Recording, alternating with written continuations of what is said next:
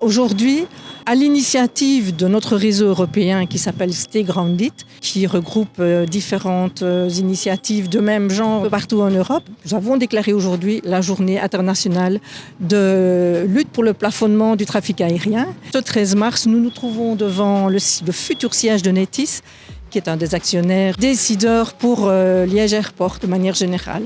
Ici, Nethys est l'actionnaire de référence, c'est-à-dire qu'il est majoritaire dans le holding NEB, qui est majoritaire à son tour au conseil d'administration de l'aéroport. Donc ce sont eux qui ont demandé l'extension de la licence et les 55 000 vols par an. Pour le moment, par exemple, servent à aller faire un tour à Nice, aller boire un petit apéro, faire du shopping. Je n'invente pas, hein. Ce sont des gens que je connais qui font ça en une journée pour s'amuser.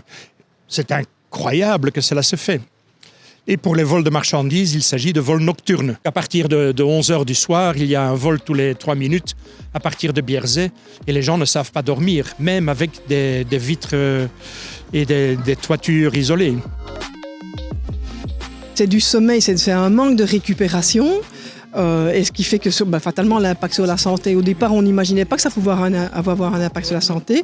Déjà, on appréhende le fait d'aller dormir en se disant on va être réveillé. Donc il y a déjà un sommeil qui est induit de moins bonne qualité.